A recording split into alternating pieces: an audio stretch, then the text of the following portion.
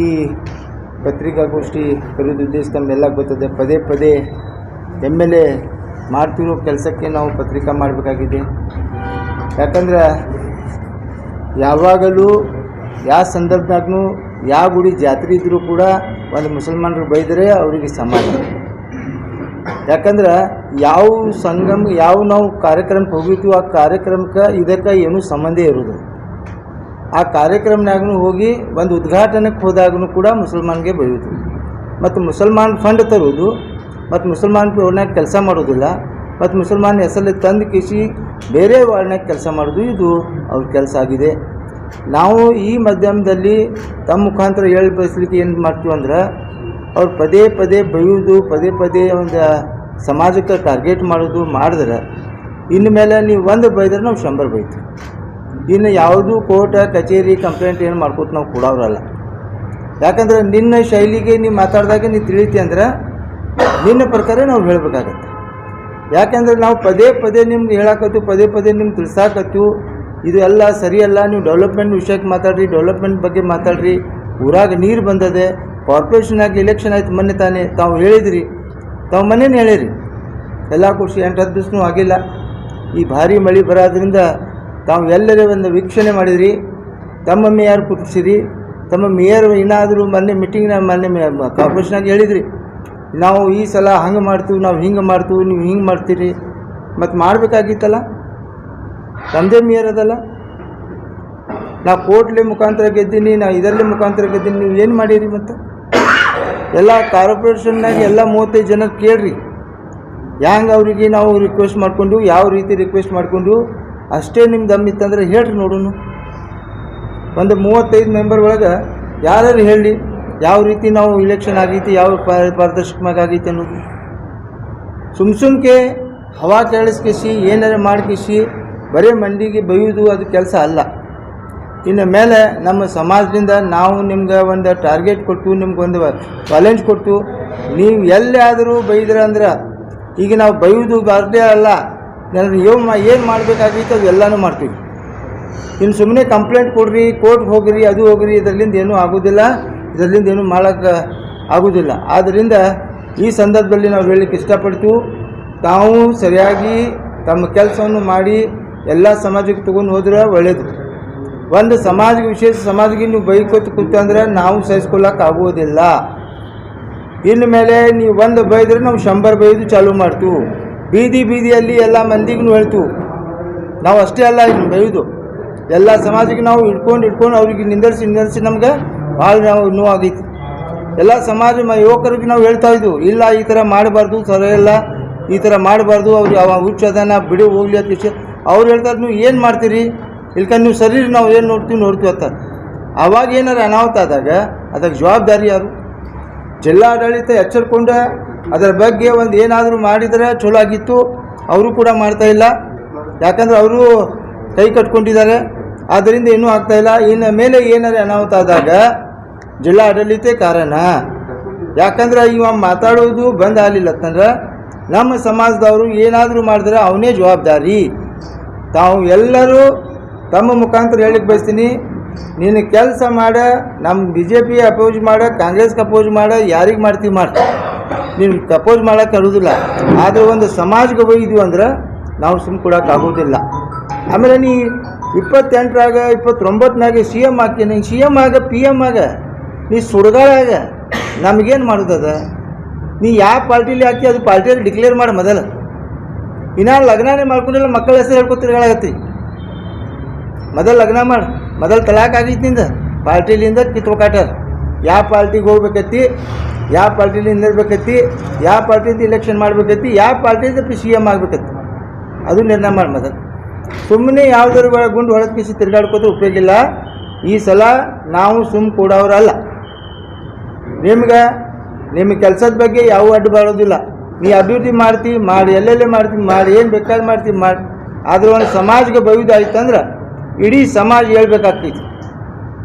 ಈ ಸಮಾಜ ಎತ್ತಂದ್ರೆ ಮಕ್ಕೊಂಡವ್ರಿಗೆ ಎಪ್ಸಿದಂದ್ರೆ ಅದು ಸುಮ್ಮನೆ ಆಗುವುದಿಲ್ಲ. ಆದ್ದರಿಂದ ಮುಂದೆ ಎಚ್ಚರಿಕೊಂಡ ನೀನು ಬಾಯಿಗೆ ಬಂದ್ ಮಾಡ್ಕೊಂಡು ಏನು ಕೆಲಸ ಮಾಡ್ತೀವಿ ಮಾಡ, ನಿನಗೆ ಸಾಥ್ ನಾವು ಕೊಡ್ತೀವಿ. ಇಲ್ಲವಾದಲ್ಲಿ ಏನಾರು ಹೆಚ್ಚು ಕಡಿಮೆ ಆಯ್ತು ಅಂದ್ರೆ ಅದಕ್ಕೆ ನೀನೇ ನಿಯರ್ ಜವಾಬ್ದಾರಿ ಹಾಕಿ ಅಂತ ಈ ಸಂದರ್ಭದಲ್ಲಿ ಹೇಳಿಕ್ಕೆ ಬಯಸ್ತೀನಿ. ತಾವು ಒಂದು ಯಾವುದೇ ಹೆಣ್ಣು ಮಕ್ಕಳ ಸಲುವಾಗಿ ಇಷ್ಟು ಕೀಳು ಮಟ್ಟಕ್ಕೆ ಮಾತಾಡಿ ನೀ 5 ಲಕ್ಷ ರೂಪಾಯಿ ಕೊಡ್ತೀನಿ ಅಂತ ಕಿಸಿ ಯಾರೋ ಯುವಕರು ಏನಾರೇ ಅಪ್ಪಿತಪ್ಪಿ ಕೆಲಸ ಆಯ್ತಂದ್ರೆ ಅವ್ರ ತಂದೆ ತಾಯಿಗೆ ಏನು ಕಷ್ಟ ಆಗ್ತೈತಿ, ಆ ಸಮಾಜನಾಗ ಏನು ಅವ್ರಿಗೆ ಇದು ಆಗ್ತೈತಿ, ಅಲ್ಲಿ ಅವರು ಏನಾರು ಇವ್ನ ಮಾತು ಕೇಳ್ಕಿಸಿ ಇದು ಆಯ್ತಂದ್ರೆ ಅವ್ರಿಗೆ ಅಮಾಯಕ ಹಿಂದೂಗಳಿಗೆ, ಅಮಾಯಕ SC/ST ಮಂದಿಗೆ ಅವ್ರಿಗೇನು ತೊಂದರೆ ಆಗ್ತೈತೆ ಅನ್ನೋದು ತಾವು ವಿಚಾರ ಮಾಡಬೇಕು. ಯಾಕೆ ಅವರಿಗೆ ಬಲು ಖುಷಿ ಮಾಡೋಕ್ಕಿಂತ ನೀ ನನ್ನ ಮಗಗೆ ಮಾಡ್ಕೋಬೇಕಾಗಿತ್ತಲ್ಲ. ಹವಾನು ಕೊಟ್ಟಾರಲ್ಲ, ನಿನ್ನ ಮಗಾಗಿ ನಾವೇ ಮಾಡ್ತೀವಿ ಕರ್ಕೊಂಡು ಬಾಪ ಅಂತ ಹೇಳಿ ಅಷ್ಟೇ ನೀನು ಪ್ರೀತಿ ಮುಸಲ್ಮಾನರಾದ್ರೆ ನೀವು ಮುಸಲ್ಮಾನ್ ಕಬೂಲ್ ಆಗಿಬಿಡು. ಇಸ್ಲಾಮ್ನಾಗ ಅಷ್ಟೇ ಪ್ರೇಮ ಇತ್ತಂದ್ರೆ ಬಾ, ಇಸ್ಲಾಮ್ನಾಗ ನಿಮ್ಗೆ ಒಳಗೆ ವೆಲ್ಕಮ್ ಮಾಡ್ತೀವಿ ನಾವು. ಮಾಟಿಕೊಮ್ಮೆ ಪಾಕಿಸ್ತಾನ್ ಮುಸಲ್ಮಾನ್ ಮುಂಜಾನೆ ಹತ್ಕೊರಿ ಆ ದೇವರ ಪೂಜೆ ಮಾಡೋದಿಲ್ಲ, ಬರೀ ಮುಸಲ್ಮಾನ್ ಪಾಕಿಸ್ತಾನ್ ಇದು ಬಿಟ್ಟು ಏನೂ ಇಲ್ಲ.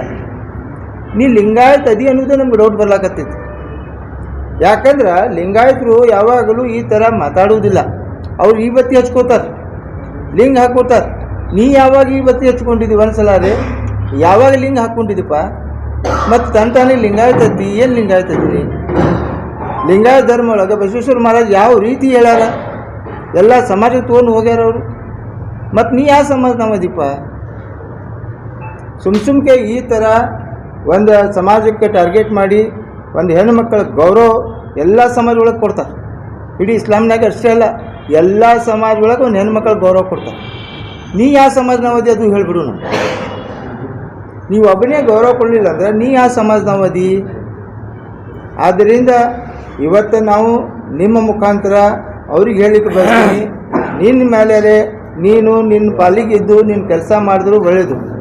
ಇನ್ನು ಕಾರ್ಪೊರೇಷನ್ ಎಲೆಕ್ಷನ್ ಕಾರ್ಪೊರೇಷನ್ ಮಾಡಿದ್ದಿ, ಅದು ದೊಡ್ಡ ಬೆಂಬಸ್ಕಿಚ್ಚು ಮಾತಾಡಿದ್ದಿ, ಹೊರಟಾಳೆ ಏನಾದರೂ ನೀರು ನಿಂತೈತಿ. ಎಲ್ಲ ಹೋಗಿದ್ಯಪ್ಪ ನೀನು? ಏನು ಮುಸಲ್ಮಾನರ ಓನ್ಯಾಗ ಹೋಗಿದ್ದಿ, ಏನು ಹಿಂದೂ ಓನ್ಯಾಗ ಹೋಗಿದ್ದಿ, ಏನು ಬೇರೆ ಓನ್ಯಾಗ ಹೋಗಿದ್ದಿ, ಯಾವ ಸಮಾಜ ಬಲ್ಲೇ ಹೋಗಿದ್ದಿ? ತಾವೆಲ್ಲರೂ ಇದಕ್ಕೆ ಸಾಕ್ಷಿ ಅದಿರಿ. ಇನ್ನಾದರೂ ನೀರು ನಿಂತೈತಿ. ಏನು ಮಾಡಿದ್ದಾನೆ? ಒಂದು ಗರಸರಿ ಹಾಕ್ಸಿದ್ದಾನಲ್ಲಿ, ಒಂದು ಸಿಂಗಲ್ ಒಂದು ಟ್ರ್ಯಾಕ್ಟರ್ ಗರಸರಿ ಆಕ್ಷನ್ ಏನು ಡೆವಲಪ್ಮೆಂಟ್ ಮಾಡ್ತಿ? ಡೆವಲಪ್ಮೆಂಟ್ ಮಾಡಬೇಕಾದ್ರೆ ಮನಸ್ಸನ್ನು ಡೆವಲಪ್ ಇರಬೇಕಲ್ಲ. ತಿಳ್ಕೊ, ಈ ಥರ ಮಾಡೋದ್ರಿಂದ ಸರಿ ಇಲ್ಲ. ಇನ್ನು ಮೇಲೆ ನಾವು ಸುಮ್ಮನೆ ಕೊಡೋರಲ್ಲ. ನಮ್ಮ ಸಮಾಜ ಯುವಕರಿಗೆ ಸುಮಾರು ವರ್ಷದಿಂದ ನಾವು ಅವರಿಗೆ ತಿಳಿ ಹೇಳ್ಕೋತ ಎಲ್ಲರಿಗೂ ನಾವು ಸಂಭಾಳಿಸ್ಕೊತ ಬಂದಿದ್ದೀವಿ. MB ಪಾಟೀಲ್ ಸಾಹೇಬ್ ಹೇಳ್ಕೊಳ್ಳೇನೆ ಪ್ರತಿ ಒಂದು ಸಲ ಮೊಹಮ್ಮದ್ ಪೈಗಂಬರ್ಗೆ ಹೇಳಿದಾಗೂ ಸುಮ್ಸ್ ಕೊಡ್ಸಿದ್ದು, ಏನೇ ಬುರ್ಕಾ ಬಂದಾಗೂ ಸುಮ್ ಕೊಡ್ಸಿದ್ದು. ಬುರ್ಕಾ ಬೇಡ, ಗಡ್ಡ ಬೇಡ, ಇದು ಬೇಡ ಅತ್ತಿ ನಿನಗೆ ನಾಚಿಕೆ ಬರುವುದಿಲ್ಲ. ಅವ್ರು ಇಲ್ಲ ನೀನು ಏನೂ ಮಾಡೋಕ್ಕೆ ಆಗೋದಿಲ್ಲ. ಬುರ್ಕಾ ದಾಡಿ ಇದ್ದರೆ ನೀ MLA ಆಗ್ತಿ, ಇಲ್ಕಂದ್ರೆ ಏನೂ ಆಗೋದಿಲ್ಲ. ಮತ್ತು ಅವ್ರು ನಿನ್ನ ಕಾರ್ನಾಗ ಕುಡಿಸ್ಕೊಂಡು ಹೋಗ್ತೀನಿ, ನಾಚಿಕೆ ಬರ್ಬೇಕಲ್ಲ ನಿನ್ಗೆ. ಅವ್ರು ಇಲ್ಲಾದ್ರೆ ನೀನು ಕಾರ್ಪೊರೇಷನ್ನಾಗ ಏನಾರು ಮೇಯರ್ ಮಾಡ್ಲಿಕ್ಕೆ ತಾಕತ್ತದ ನಿನ್ಗೆ? ಇಲ್ಕಂದ್ರೆ ಆ ಮೆಂಬರ್ ಕೈಲಿ ಹೇಳೋದು ನೀನೇ ಮಾಡಿಸಿ ಅಂತ ಹೇಳೋದು ಸರ್. ನೋಡೋನು ಇನ್ನಾದರೂ ಕೋರ್ಟ್ನಾಗ ಕೇಸ್ ಐತಿ, ತೋರಿಸ್ಬೇಕಾಗ್ತೈತೆ ಅದಕ್ಕೆ. ಸುಮ್ಮನೆ ಎಲ್ಲ ಮೆಂಬರ್ಗಳು ಒಂದು ಡೆವಲಪ್ಮೆಂಟ್ ಮಾಡ್ಬೇಕು ಅನ್ನೋದು 35 ಜನ ಎಲ್ಲರೂ ಒಕ್ಕಟ್ಟಾಗಿ MB ಪಾಟೀಲ್ ಸಾಹೇಬಲ್ಲಿ ಹೋಗಿ ಕೈಕಾಲು ಹಿಡೋದು ಕಿಸಿ ಅವರಿಗೆಲ್ಲ ರಿಕ್ವೆಸ್ಟ್ ಮಾಡ್ಕೊಂಡು ಕಿಸಿ ಮುಂದುವರ್ಸಿದ್ದೀವಿ. ಇಲ್ಕಂದ್ರೆ ಅಂದೇ ಆವಾಗೇ ಹೋಗಿ ಡಿಸ್ಕ್ವಾಲಿಫೈ ಆಗಿದ್ದು. ಮತ್ತು MB ಪಾಟೀಲ್ ಅದಕ್ಕೂ ಎದುರುದಿಲ್ಲ, ಅದು ಮಾಡೋದಿಲ್ಲ ಅಂತ ಹೇಳ್ತೀವಿ, ಸ್ಟೇಟ್ಮೆಂಟ್ ಕೊಡ್ತೀವಿ. ನಿನ್ಗೆ ಹೆದರತ್ ಹೇಳಿದ್ವಿ ನಾವು? ಅವ್ರು ಉಸ್ತುವಾರಿ ಸಚಿವರದಾರ, ನಿನ್ಗೆ ಹೆದರಿಸೋದು ಅವಶ್ಯಕತೆಯೇ ಇಲ್ಲ.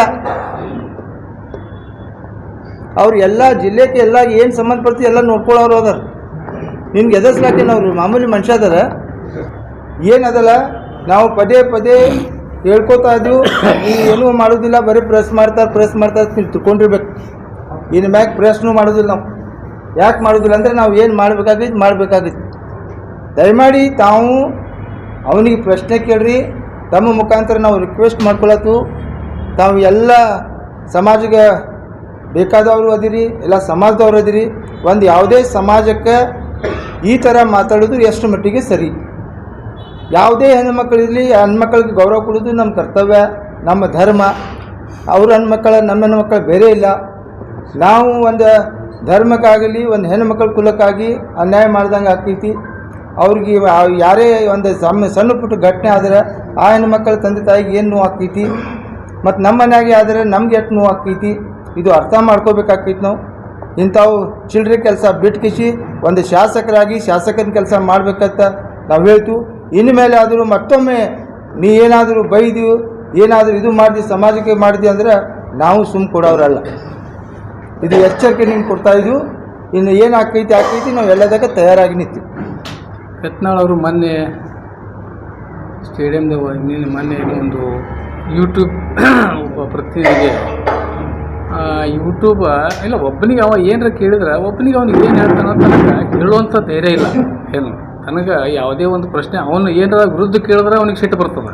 ಏನು ಅವ್ನಿಗೇನದ ಪಾಸಿಟಿವ್ ಬರೀ ನೆಗೆಟಿವ್ ಏನಾರ ಕೇಳಿದ್ರೆ ಸಿಟ್ಟು ಬರ್ತದೆ. ಪಾಸಿಟಿವ್ ಕೇಳಿದ್ರೆ ಅಷ್ಟೇ ಅವನಿಗೆ ಬರೀ ಯತ್ನಾಳ್ ಹಿಂಗೆ ಹೇಳಿದ್ರೆ ಅದು ಒಟ್ಟು ಅವನ ಬಗ್ಗೆ ಅದ್ರ ಬಗ್ಗೆ ಹೇಳೋ ಅಷ್ಟೇ. ಅವನು ಯೂಟ್ಯೂಬ್ ಆಗಲಿ ಅಥವಾ ಇನ್ನಿತರ ಮಾಧ್ಯಮದ ಸ್ನೇಹಿತರಾಗಲಿ ಯಾರೇ ಇರಲಿ, ಯಾರೊಬ್ಬ ಪ್ರಜೆಗೂ ಸ್ವಲ್ಪ ಯೂಟ್ಯೂಬ್ ಆಗಿ ಒಬ್ಬ ಯಾವ ಸಾಮಾನ್ಯ ಪ್ರಜೆನೂ ಪ್ರಶ್ನೆ ಕೇಳಿದ್ರು ಸಮರ್ಥವಾಗಿ ಹೇರುವಂಥ ಧೈರ್ಯ ಇರಬೇಕಲ್ಲಿ. ಅದಕ್ಕೆ ಗಂಡಸ್ತನ ಥರ ಅದಕ್ಕೇನದ ಒಬ್ಬ ನಿಟ್ಟೂರು ಜನಪ್ರತಿನಿಧಿ ಅದಾರ, ಮುಂದೆ ನಿಂತು ಹೇಳ್ಬೇಕು ಉತ್ತರ ಅವನಿಗೆ. ರಾಸ್ಕಲ್ ಗೆಟ್ಔಟ್ ಅಂದ್ರೆ ಅವನಿಗೂ ಹೇಳ್ಬೇಕು. ಅವ ಏನು ಅವನು ಇದ್ದಂದ್ರೆ ಅವನು ಹೇಳ್ತಿದ್ದ, ನೀ ರಾಸ್ಕಲ್ ಅಂತ ಅವ್ನು ಹೊಳ್ಳಿ ಉತ್ತರ ಕೊಡಬೇಕಾಗಿತ್ತವ.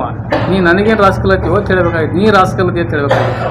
ಏನು ಅದಕ್ಕೆ ನಿನಗೂ ಗಂಡಸ್ತನ ಧೈರ್ಯ ಇದ್ರೆ ಸಮರ್ಥವಾಗಿ ಅವ್ನು ಏನು ಕೇಳ್ತಾ ಇದ್ರೆ ಉತ್ತರ ಕೊಡಬೇಕು. ಮಾಧ್ಯಮದವ್ರು ಏನೇ ಕೇಳಿದ್ರು ಈ ರೀತಿ ಇನ್ನೊಂದು ಏನದಾನ ಮೊಹಮ್ಮದ್ ಅವನ ಹೆಸರು ಏನಂದ್ರೆ ಕೇಳ್ತಾನ. ಮೊಹಮ್ಮದ್ ಏನು ಹೇಳ್ದವ ಏನು ಅಂದ ಹೆಸರ ಮೊಹಮ್ಮದ್ ಕೆಲಸ ರಾಮನ ಬಲಿ ಐತೆ ಅಂತ ಹೇಳಿದ್ರೆ, ಅಲ್ಲಪ್ಪ ರಾಮನ ಬಲಿ ಇದ್ರೆ ಮತ್ತು ನೀವು ಈಗಾಗ ನಮ್ಮ ಪಕ್ಷದ ನಾಯಕರು ಹೇಳಿದಾಗೆ 2 ಮೊತ್ತದಿಂದ ಮೊನ್ನೆ ಇದು ಉಪಮಹಾಪೌರದು ಚುನಾವಣೆ ಒಳಗೆ 2 ಹೋಟ್ಲಿ ಆರಿಸಿ ಬಂದಿದೆ. ಅದು ಆಯ್ಕೆ ಆಗಿರ್ತದೆ. ಅವು 2 ಹೋಟ ಅದನ್ನು ಯಾರ್ದಿದ್ದವು? ಮೊಹಮ್ಮದಿಯ ಅವ್ರದ್ದೇ 2 ಹೋಟದಿಂದ ನೀ ಹಾರ ಹಾಕ್ಕೊಂಡು ಶಾಲೆ ಹಾಕ್ಕೊಂಡು ಗುಲಾಬ್ ಹಾಕ್ಕೊಂಡು ಅಲ್ಲಿ ನಿನಗೊಂದು ಸುಮ್ಕೆ ನಿನ್ನ ಡಬ್ಬು ನಿನ್ನ ಸ್ವಂತ ಡುಬ್ಬದ ಮೇಲೆ ನಿನ್ನೆ ಚಪ್ಪರಿಸಿ ಹೊಡ್ಕೊಂಡು ಆ ದಿವ್ಸ ನೀನು ಇದು ಮಾಡ್ಕೊಂಡು ಅದು ಯಾರಿಂದಪ್ಪ? ಮೊಹಮ್ಮದಿಯ 2 ಹೋಟದಿಂದ ನೀನು ಅಲ್ಲಿ ನಿನಗೆ ಆಯ್ಕೆ ಆಗಿರಲಿ, 2 ಹೋಟದಿಂದ ಆಯ್ಕೆ ಬಂದಿ. ಮತ್ತು ಅದು ಅಷ್ಟು ಖಬರ್ಲಿ ನನಗೆ. ಏನು ನಿನಗೆ ನಾಚಿಕೆ ಅವರು ಏನೋ ಎಲ್ಲ ಬಿಟ್ಟೆ ನಿಂತಿ ಏನು ತಲೆ ಕೆಟ್ಟದು ಏನು ಒಟ್ಟು ಎಲ್ಲರೂ ಇದು ಇವನಿಗೆ ಇವನು ನಮ್ಮ ಒಬ್ಬ ಜನಪ್ರತಿನಿಧಿಯಾಗಿ ಏನು ಬೇಕಾದ ಬಾಯಿಗೆ ಬಂದಾಗ ಏನು ತಿಳಿತದ ಹಿಟ್ ಆ್ಯಂಡ್ ರನ್ ಒಟ್ಟು ಒಂದು ಕೆಲಸ ಬರೀ ಹೇಳೋದು ಓಡ್ ಹೋಗೋದು. ಅದಕ್ಕಾಗಿ ಏನದ ನಿನಗೆ ಮತ್ತು ಹಂಗಾದ್ರೆ ಮೊಹಮ್ಮದ್ ರಾಮನ ಕೆಲಸ ಏನೈತಂದ್ರೆ ಅಲ್ಲೊಂದು ನನ್ನ ಕೂಡ ನೀವು ಜುಮಾ ಮಸೀದೊಳಗೆ 3 ಸಲ ನಮಾಜ್ ಬಿದ್ದಿಲ್ಲಪ್ಪ. ರಂಜಾನ ಬಕ್ರೀದಾಗ ನನ್ನ ಪಕ್ಕದಲ್ಲಿ ಎಲ್ಲ ಫೋಟೋ ನಿಮ್ಗೆ ಎಲ್ಲ ಕಡೆ ಸೋಷಿಯಲ್ ಮೀಡಿಯಾ ಒಳಗೆ ಎಲ್ಲ ಕಡೆ ಅದಾವ. ನನ್ನ ಫೋಟೋ ಅದ್ರ ಮಗಲ್ಕೆ ಐತಿ. ನಾನೇ ಕರ್ಕೊಂಡಿಲ್ಲ ನಿನಗೆ ಜುಮಾ ಮಸೀದೊಳಗೆ ಶಿವಕುಂಬ ಕುಡ್ದಾಗಲಿ ಎಲ್ಲ ನೀನೇ ಬಿರಿಯಾನಿ ಇದು ಮಾಡಿಸಿದ್ವಿ. ಮತ್ತು ಏನದ 3 ಸಲ ಅಲ್ಲಿ ರಂಜಾನ ಹಬ್ಬಕ್ಕೆ ಇಡೀ ಜುಮಾ ಮಸೀದ್ ಎಲ್ಲ ಮುಸಲ್ಮಾನದ ಎಲ್ಲ ಓಣಿ ಒಳಗೆ ತಿರುಗಾಡಿ ಅವ್ರಿಗೆ ಹಾಕ್ಕೊಂಡು ಏನು ಟೊಪ್ಪಿಗೆ ಹಾಕ್ಕೊಂಡು ಶಾಲ್ ಹಾಕ್ಕೊಂಡು ಈ ರೀತಿ ಮಾಡಿದ್ದು. ಅವಾಗ ಮೊಹಮ್ಮದ್ ಕೆಲಸ ರಾಮನ ಬಲಿ ಅಂತ ಅವಾಗ ಹೇಳಬೇಕಾಗಿತ್ತು.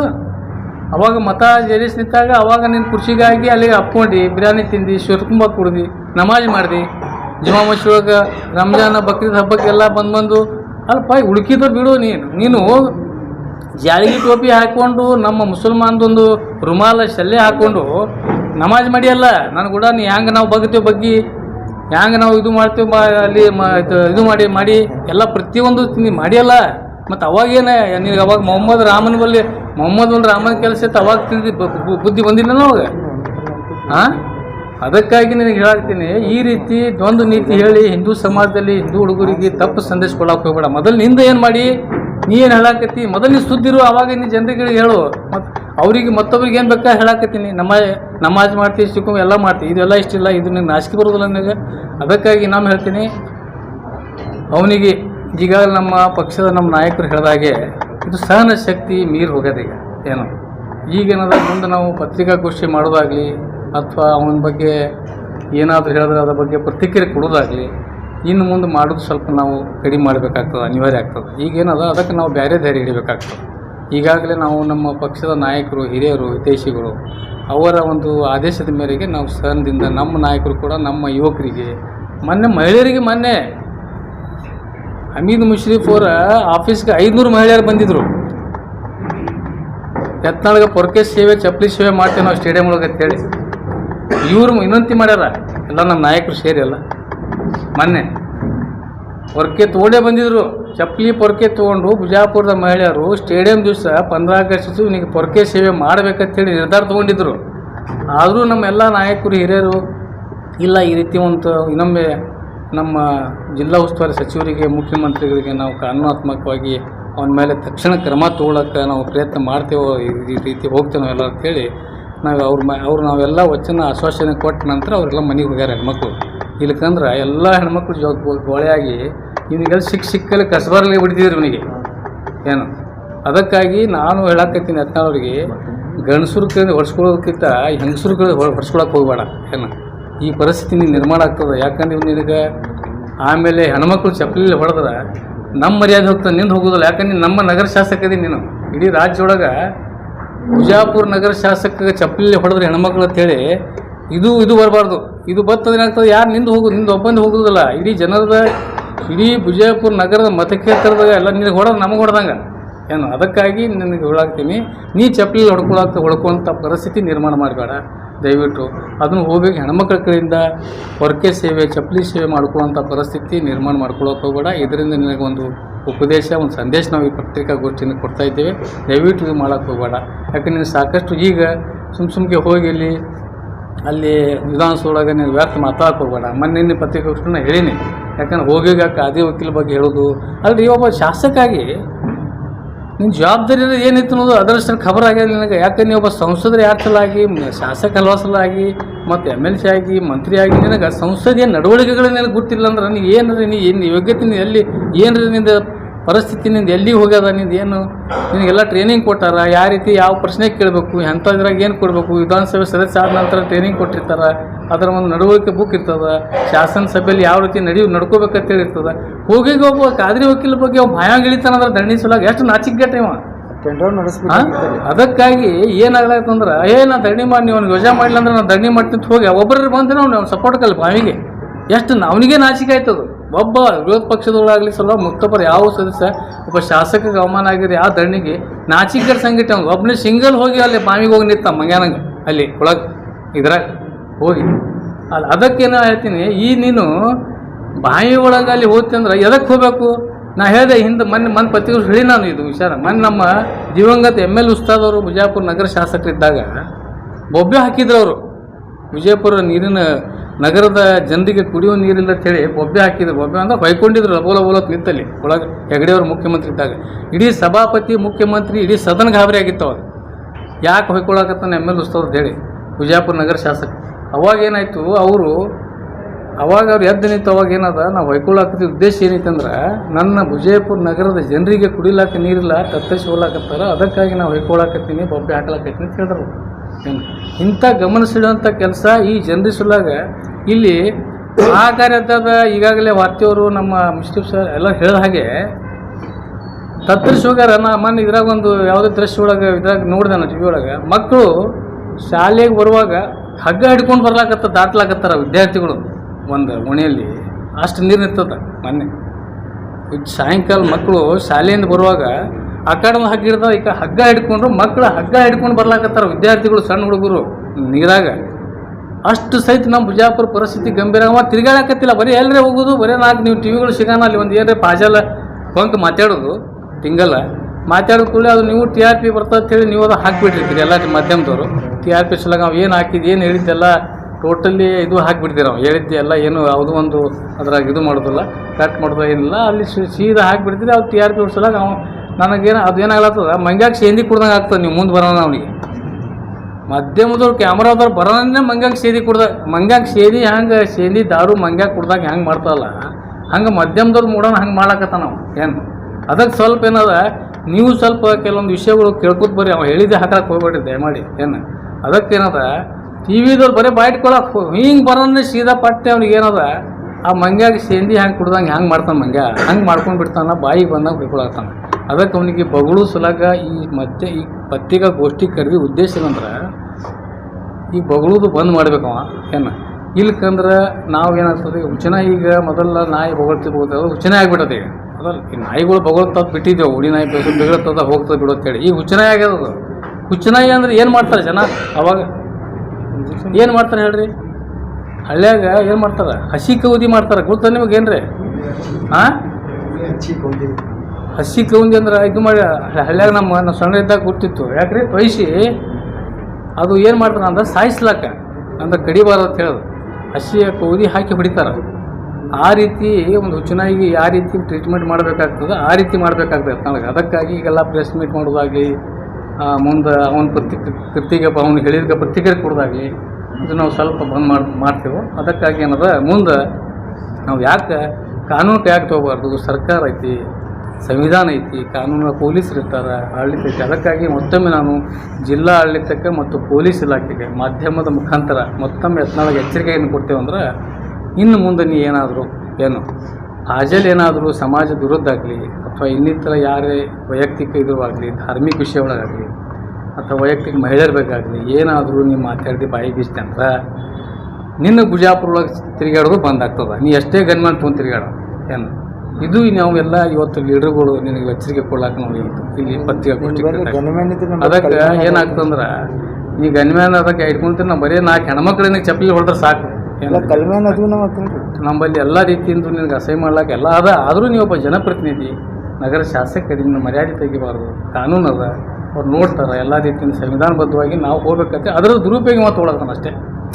ಯಾರೂ ಇವನಿಗೇನದ ಹಿಂಗೆ ಹೇಳೋಣ ಎಲ್ಲ ಇವನಿಂದ FIR ಆಗ್ತದೆ, ಹೋಗ್ತೀನಿ ಮತ್ತೆ ಅಲ್ಲಿ ಒಂದು ಇದು ಮಾಡ್ಕೊಂಡು ಬರ್ತೀನಿ ಅಂತೇಳಿ ಅವ್ನಿಗೆ ಏನಾಗ್ಬಿಟ್ಟದ ಅದೊಂದು ಏನೂ ಭಾಳ ಮಜಾ ಅನಿಸೋದು ಅವನಿಗೆ. ಏನು ಅದರದ್ದು ತಕ್ಕ ಉತ್ತರ ಮತ್ತು ಅದರಿಂದ ಸಹನ ಶಕ್ತಿ ಮೀರಿ ಹೋಯ್ತಂದ್ರೆ ಏನು ಅವಾಗ ಏನಾಗ್ತದೆ, ಜನ ಏನು ಮಾಡ್ತಾರೆ ಅನ್ನೋದು ಗುರುತಿಲ್ಲ. ಅದಕ್ಕೆ ನಮ್ಮ ಸಹನ ಶಕ್ತಿಗೆ ಅದರದ್ದು ಇದು ಮಾಡ್ಕೊಳಕ್ಕೆ ಹೋಗಬೇಡ, ಏನು ಅದರ ದುರುಪಯೋಗ ಪಡ್ಕೊಳಕ್ಕೆ ಹೋಗಬೇಡ. ನಿನಗೆ ದಯವಿಟ್ಟು ಮತ್ತೊಮ್ಮೆ ನಮ್ಮ ಎಲ್ಲ ಪತ್ರಿಕಾಗೋಷ್ಠಿಯಲ್ಲಿ ಕೊಡುವಂಥ ನಾಯಕರ ಪರವಾಗಿ, ಇಡೀ ಜನತೆಯ ಪರವಾಗಿ ನಗರದ ನಿನಗೆ ಮತ್ತೊಮ್ಮೆ ಎಚ್ಚರಿಕೆ ಕೊಡ್ತೇವೆ. ಇನ್ನು ಮುಂದೆ ಏನಾದರೂ ಏನು ಜಿಲ್ಲಾ ಆಡಳಿತಕ್ಕೂ ಕೂಡ ಹೇಳಾಕತ್ತೇವೆ, ಮನವಿ ಮಾಡಾಕತ್ತೇವೆ, ಪೊಲೀಸ್ ಇಲಾಖೆಗೂ ಮನವಿ ಮಾಡ್ತೇವೆ. ಇನ್ನು ಮುಂದೆ ಅವ ಏನಾದರೂ ಸಾಮಾಜಿಕ ಮಾತೊಳಗೆ ಅಥವಾ ಕೋಮು ಸೌಹಾರ್ದತೆ ಕೆಡಿಸೋಲ್ಲಿ ಏನು ಕೋಮು ಗಲಭೆ ಮಾಡುವಂಥ ಏನು ಪ್ರಚೋದನೆ ಕೊಡುವಂಥ ಮಾತು ಹೇಳಿದ್ರೆ ಅಥವಾ ಯಾವುದೇ ಒಂದು ಜಾತಿ ಬಗ್ಗೆ ಇದ್ರ ಬಗ್ಗೆ ವೈಯಕ್ತಿಕ ಮಾತಾಡಿ ಏನು ಬೇಕಾದ್ರೆ ಯಾರಿಗೆ ಮುಷರೀಫರು ಮಾತಾಡಿ, ಹೊತ್ತಿಯವ್ರು ಮಾತಾಡಿ, ನನಗೆ ಮಾತಾಡಿ, ಯಾರಿಗೇನು ಒಂದು ಕಾಂಗ್ರೆಸ್ ಅವ್ರದ್ದು ನ್ಯೂನತೆ ಬಗ್ಗೆ ಮಾತಾಡಿ, ಸರ್ಕಾರದ ನ್ಯೂನತೆ ಬಗ್ಗೆ ಮಾತಾಡಿ, ಜಿಲ್ಲಾ ಉಸ್ತುವಾರಿಗಳ ಬಗ್ಗೆ ನ್ಯೂನತೆ ಮಾತಾಡಿ, ಯಾರು ಅವರು ರಾಜಕೀಯವಾಗಿ ಒಂದು ವಿರೋಧ ಪಕ್ಷಗಳಿದ್ದಾಗ ಏನು ಬೇಕಾದ್ರೆ ಮಾತಾಡಿ. ಆದರೆ ವೈಯಕ್ತಿಕ ಏನದ ಕೆಲವೊಂದು ಧಾರ್ಮಿಕವಾಗಿ ವೈಯಕ್ತಿಕ ಮಹಿಳೆಯರ ಬಗ್ಗೆ ಈ ರೀತಿ ಮಾತಾಡೋದ್ರಿಂದ ಯಾರಿಗೇನು ಸಮಾಜದೊಳಗೆ ಏನು ಸಂಸ್ಕಾರ ಅದಕ್ಕೆ ಇರ್ತದೆ, ಸಮಾಜದಾಗ ಹತ್ತಕ್ಕೆ ಕೆಲಸ ಆಗ್ತವೆ. ದಯವಿಟ್ಟು ಇವೆಲ್ಲ ನಿಲ್ಲಿಸಬೇಕು.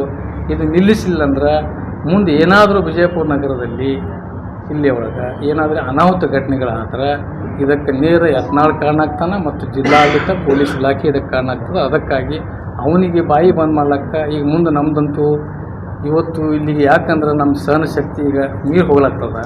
ಇನ್ನು ಮುಂದೆ ಅವ ಏನಾದ್ರು ಹಿಂಗೆ ಮಾತಾಡೋ ಹೋದ್ರೆ ಅದಕ್ಕೆ ನಾವು ಎಲ್ಲ ರೀತಿಯಿಂದ ನಾವು ಏನಾರ ಸಂದರ್ಭ ಬರ್ತಂದ್ರೆ, ಯಾಕಂದರೆ ಕಾನೂನಾತ್ಮಕ ಅವನ ಮೇಲೆ ಕ್ರಮ ಆಗಿಲ್ಲ ಅಂದ್ರೆ ನಾವು ಕಾನೂನು ಕೈಗೆ ತೊಗೊಳ್ಳೋಂಥ ಪರಿಸ್ಥಿತಿ ನಿರ್ಮಾಣ ಆಗಬಾರ್ದು.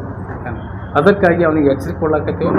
ಇನ್ನು ಮುಂದೆ ಏನಾದರೂ ಮಾಡ್ದಂದ್ರೆ ಅವನಿಗೆ ತಕ್ಕ ಪಾಠ ಮುಂದೆ ನಾಲಿಗೆ ಒಂದು ಬಾಯಿ ಹ್ಯಾಂಗೆ ರೀತಿ ಬಂದ್ ಮಾಡಿಸ್ಬೇಕು ಅನ್ನೋದು ನಮ್ಮಲ್ಲಿ ಎಲ್ಲ ರೀತಿಯಿಂದ ನಾವು ಸನ್ನದ್ಧರಾಗ್ಯವು. ಅದಕ್ಕಾಗಿ ಅವನಿಗೆ ಮತ್ತೊಮ್ಮೆ ಇಲ್ಲಿ ಮಾಧ್ಯಮದ ಮುಖಾಂತರ ಮತ್ತೊಮ್ಮೆ ಎಚ್ಚರಿಕೆ ಕೊಡ್ತಾ ಇದ್ದೇವೆ. ನೀನು ಜೇರ್ಕತ್ತ ನಿಂದು ಬಾಯಿ ನಾಲಿಗೆ ಸರಿಯಾಗಿ ಹತೋಟಿ ಒಳಗೆ ಇಟ್ಕೊಳ್ಳಿ ಅಂದ್ರೆ ನಿನಗೆ ತಕ್ಕ ಪಾಠ ಕಲಿಸಬೇಕು ಅಂತ ಹೇಳಿ ಇಚ್ಛೆ ಪಡ್ತೀನಿ. जुड़े रहिएगा आपके अपने चैनल बीजापुर समय के साथ।